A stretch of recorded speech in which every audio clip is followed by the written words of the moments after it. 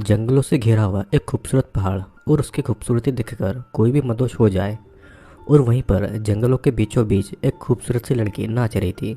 उस खूबसूरत लड़की को देखकर ऐसा लग रहा था कि वो इसी जगह के लिए बनी है। लेकिन ये लड़की आखिर कौन है और इस जगह में और क्या राज छुपे हुए हैं, ये आपको कहानी में आगे पता चल जाएगा।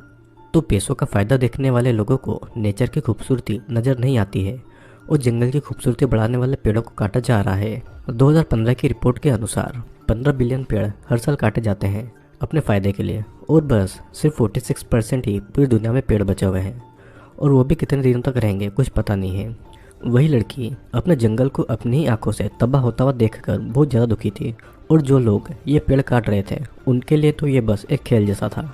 फिर हमें फ्रांसिस दिखाया जाता है, जो कि एक फोटोग्राफर था। फ्रांसिस की वाइफ हेन एक रिपोर्टर थी, जो कि जंगल बर्बाद होने के ऊपर ही न्यूज़पेपर पर आर्टिकल लिख रही थी। फ्रांसिस को एक नया काम मिला था। उसे इंडोनेशिया के उसी जंगल में जाकर रेफेलसिया नाम के एक रेयर फ्लावर की फ़ोटो लेनी थी। रेफेलसिया दुनिया का सबसे बड़ा फूल था, और फ्रांसिस के साथ रॉजर नाम का एक लड़का भी जाने वाला था, जो कि वहीं का लोकल था। उसे जंगल के रास्ते पता थे। अपने बॉस से विदा लेकर रॉजर और फ्रांसिस उस जंगल के लिए निकल जाते हैं। उस जंगल के रास्ते ही रॉजर का घर था, और वो घर में जाकर अपने कुछ ज़रूरी सामान लेता है। और अचानक फ्रांसिस को ऐसा लगता है कि कोई लड़की उसके कानों में कुछ कह रही है, फ्रांसिस तुमको मैं बताऊंगी उन लोगों ने मेरे साथ में क्या किया है। फ्रांसिस मुड़कर देखता है, लेकिन उसके पीछे कोई नहीं था। रॉजर के घर में उसकी वाइफ का फादर उससे किसी बात को लेकर झगड़ा करता है, लेकिन रॉजर झगड़े में नहीं पड़ता है और फ्रांसिस के साथ में जंगल की तरफ निकलता है। रॉजर के घर वाले बहुत ज़्यादा गरीब थे, तो वो अपने बच्चों को स्कूल भी नहीं भेज पाए थे, और बस रॉजर ही था जो कि पूरे घर की जिम्मेदारी उठाता था। हमें जंगल में वही लड़की दिखाई देती है, जो कि जंगल में एक सांप के साथ में खेल रही थी। उस लड़की के बुलाने पर फ्रांसिस उस लड़की के पीछे जाने लगता है, और वो लड़की फ्रांसिस को एक झरने के पास लाती है। वहाँ पर उसकी तरह और भी बहुत सारी लड़कियाँ थीं।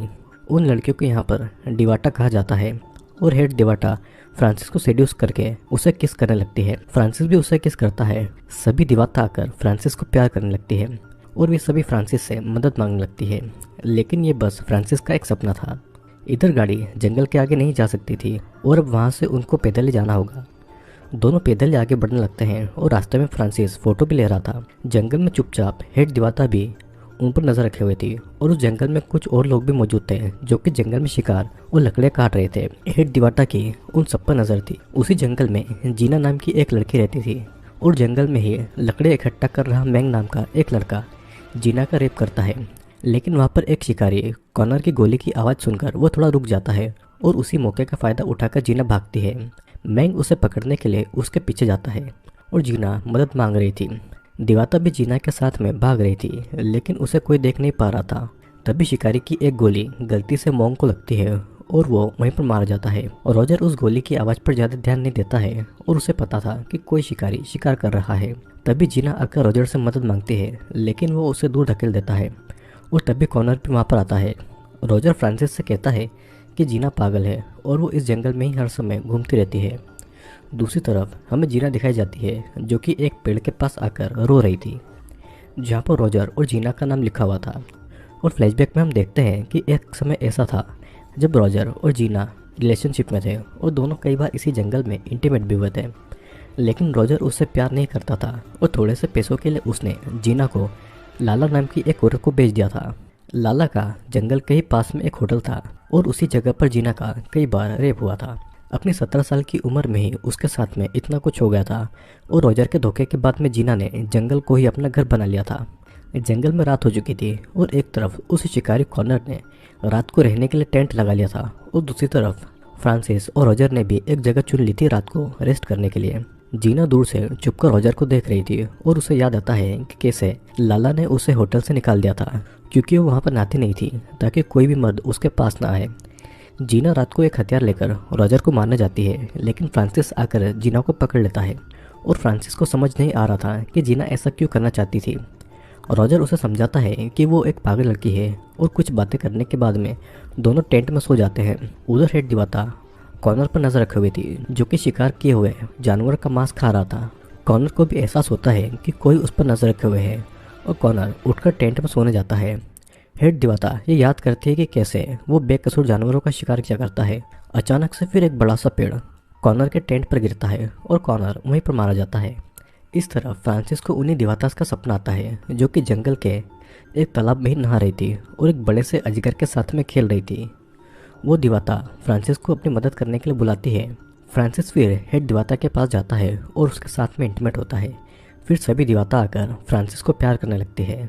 लेकिन कुछ ही समय में दिवाता की शक्ल डेमन में बदल जाती है और फ्रांसिस डर के मारे चिल्लाने लगता है। उस सपने को याद करके फ्रांसिस परेशान हो रहा था और उसे समझ नहीं आ रहा था कि वो सपना उसे बार बार क्यों आ रहा है। फ्रांसिस नोटिस करता है कि रात को वे लोग इसी जगह पर नहीं सोए थे और वो बात रॉजर को भी बताता है। रॉजर भी ये देखकर हैरान था कि रातों रात उनकी जगह कैसे बदल गई थी और दोनों ही अपना सामान बांधकर उस जगह से आगे बढ़ते हैं। कुछ दूर जाने के बाद में उनको कॉनर की लाश दिखाई देती है, लेकिन रॉजर उस पर ज़्यादा ध्यान नहीं देता है। पर फ्रांसिस ये सब देखकर बहुत डर गया था और वो अब वापस से घर जाना चाहता था। वे लोग इतना ज़्यादा दूर आ गए थे कि अगर फ्रांसिस वापस गया तो रास्ता भटक जाएगा, लेकिन रॉजर उसे समझाकर आगे ले जाता है क्योंकि अगर उसका काम पूरा नहीं हुआ तो रॉजर को पैसे भी नहीं मिलेंगे। फिर कुछ देर के बाद में रॉजर और फ्रांसिस उसी जगह पर आते हैं जो कि फ्रांसिस ने अपने सपने में देखी थी। वो झरना इतना ज़्यादा खूबसूरत था कि दोनों कपड़े उतारकर वहीं पर नहाने लगते हैं। वहीं पर हेड दिवाता झरने के ऊपर खड़ी होकर उन्हीं को देख रही थी। वो नहाने के बाद में फ्रांसिस रॉजर से पूछता है कि वे लोग कितनी देर में उस फूल तक पहुंच जाएंगे, लेकिन रॉजर ठीक से कुछ जवाब नहीं दे पाता है और फ्रांसिस को उसके ऊपर अब शक होने लगा था कि उसे रास्ता पता भी है या नहीं। रॉजर उसे यकीन दिलाता है कि उसे रास्ता मालूम है और दोनों फिर से आगे बढ़ने लगते हैं। दूसरी तरफ पेड़ों को काटने का काम अभी भी जारी था। फ्रांसिस को भी पेड़ काटने वाले लोग नजर आते हैं और वो उनकी फ़ोटो लेने लगता है। वे लोग गन दिखाकर फ़ोटो डिलीट करने के लिए फ्रांसिस को धमकाते हैं और फ्रांसिस फ़ोटो डिलीट करके रॉजर के साथ आगे बढ़ता है। वे सभी लोग रॉजर को पहचानते थे तो फ्रांसिस को वे लोग कुछ नहीं करते हैं। सीन कट होता है और अगले सीन में हम देखते हैं कि एंजेला नाम की एक लड़की जंगल में किसी से डरकर भाग रही थी।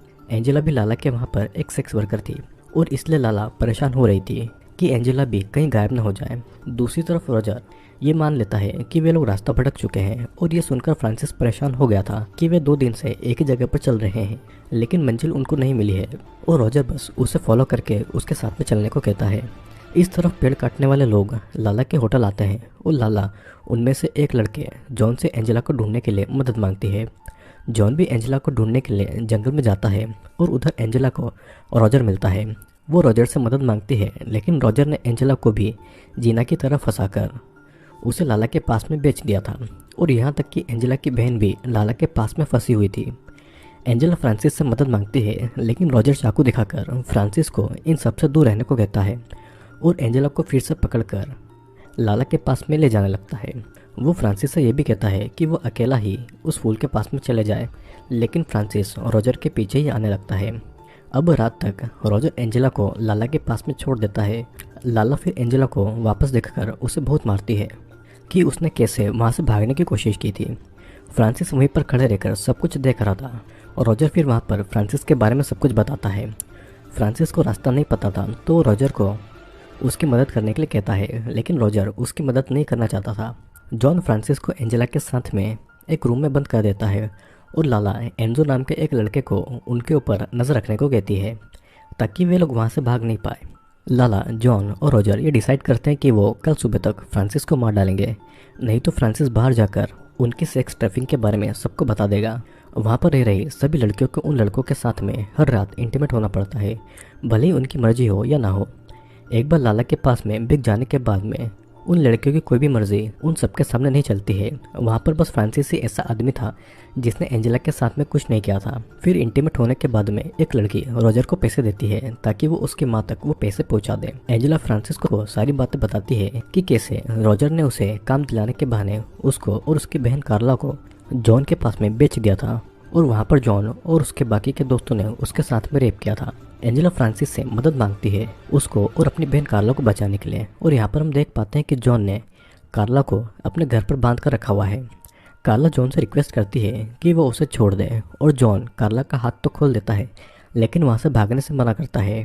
वहाँ से भागने का कोई भी रास्ता नहीं था और जॉन कार्ला का हर दिन रेप करता था। कार्ला उसके लिए खिलौना थी जिसे वो किसी भी समय अपनी ज़रूरत के हिसाब से यूज़ करता था। इस तरफ फ्रांसिस को समझ नहीं आ रहा था कि वो उन लड़कियों की मदद कैसे करे और उसकी भी 2 बेटियां थी तो वो उन लड़कियों का दर्द समझ सकता था।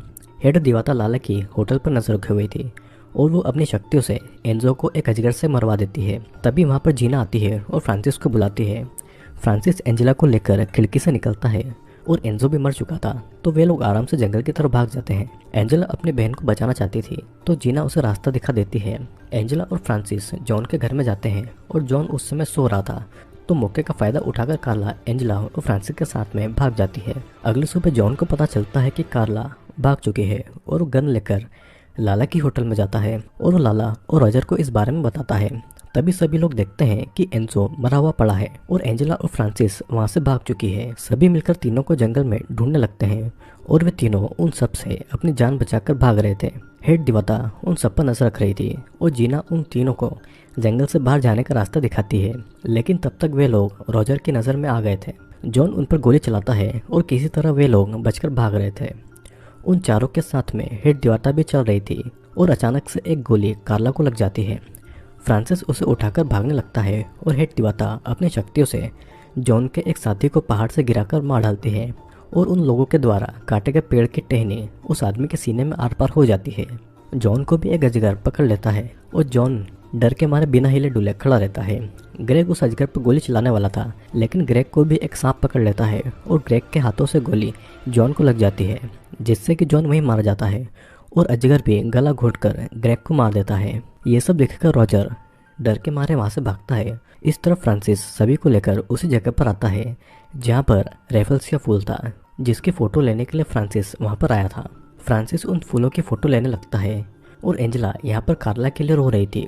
यहाँ पर हम फूलों के बीच में किसी की डेड बॉडी को नोटिस करते हैं और कार्ला मर चुकी थी, तो फ्रांसिस एंजेला को लेकर आगे बढ़ता है। इस तरफ रॉजर अपना सामान लेकर जंगल से निकलने लगता है। तभी जीना उसके सामने से गुजरती है। इधर रात को लाला का एक आदमी फूलों के पास में एक लड़की को छोड़ जाता है और हेड दिवाता ये सब देख रही थी। इधर फ्रांसिस एंजेला को सही सलामत बचाकर शहर ले जाता है। रॉजर भी वहीं पर मौजूद था और एंजेला सही सलामत उसका घर पहुंच गई थी, लेकिन उसने अपनी बहन को खो दिया था। यहाँ पर हमें पता चलता है कि एंजेला की दादी को इस सब के बारे में सब कुछ पता था, लेकिन फिर भी पैसों के लिए उसके दादी ने एंजेला और कार्ला को रॉजर के साथ में भेज दिया था। ऊपर से उसकी दादी एंजेला पर भी इल्ज़ाम लगाती है कि अगर वो वहाँ से भागने की कोशिश न करती तो कार्ला आज जिंदा होती, और उनके मुताबिक जब तक खाने को मिल रहा है कोई भी काम उनके लिए बुरा नहीं है। इधर दूसरी तरफ रॉजर अपने घर पर था और उसके फादर का पैर धीरे धीरे सड़ रहा था और उनको बहुत तेज बुखार भी था और हॉस्पिटल ले जाने के लिए रॉजर के पास में पैसे भी नहीं थे। और रॉजर अपनी माँ को प्रॉमिस करता है कि वो पैसों का इंतजाम कर लेगा। और रॉजर जब बाहर जाता है तभी जीना का फादर आकर रॉजर को टुकड़े टुकड़े करके काट कर वहाँ से भाग जाता है। दूसरी तरफ फ्रांसिस ने जंगल में जो कुछ भी हुआ उन सबकी फ़ोटोज़ चुपके से ले ली थी और वो सारी फ़ोटोज़ अपनी वाइफ हैन को दिखाता है। हैन ये सारी फ़ोटोज़ पब्लिक करना चाहती थी, लेकिन फ्रांसिस को डर था कि कहीं उसकी फैमिली पर इसकी मुसीबत न आ जाए। लेकिन फ्रांसिस की पत्नी हैन के बहुत समझाने पर वो फ़ोटोज़ पब्लिक करने के लिए मान जाता है और हैन सभी फ़ोटोज़ को एक मैगज़ीन में उस जंगल में हुई सारी घटना को छाप देती है। इस आर्टिकल को देखकर टाउन के मेयर लाला को अरेस्ट कर लेती है। लड़कियों के इस सेक्स के मामले में टाउन के मेयर का भी हाथ था और फ्रांसिस और हैन ये सब देखकर बहुत ज़्यादा खुश थे। और दोस्तों मैं आपको बता दूं कि ये कहानी एक सच्ची घटना पर आधारित है। मूवी में दिवाता एक जंगल की देवी थी जो कि नेचर को रिप्रेजेंट करती थी, जो फ्रांसिस का मन देखकर उसकी मदद कर रही थी। सपने में आकर वो नेचर उन लड़कियों की तरफ मदद मांग रही थी। नेचर भी एक समय तक ही खुद पर हुए अत्याचार सह सकती है और एक समय ऐसा आता है जहाँ पर जंगल की देवी दिवाता ने शिकार करने वाले कैनर को पेड़ काटने और लड़कियों पर अत्याचार करने वाले जॉन और उसके साथियों को सजा दी थी। फ्रांसिस ही एक ऐसा आदमी था जो कि बाहर तक उनकी कहानी पहुंचा सकता था। इसीलिए जंगल को बचाने के लिए दिवाता ने रेफल्स या फूल के जरिए फ्रांसिस का साथ दिया। दोस्तों मैं आशा करता हूं कि आपको वीडियो पसंद आया होगा। वीडियो पसंद आया हो तो चैनल को लाइक शेयर और सब्सक्राइब जरूर करना। अगर आपको बाकी के वीडियोस देखना है तो आप चैनल के डिस्क्रिप्शन में जाकर बाकी के वीडियोस देख सकते हैं। तो अब हम मिलेंगे अगले वीडियो में।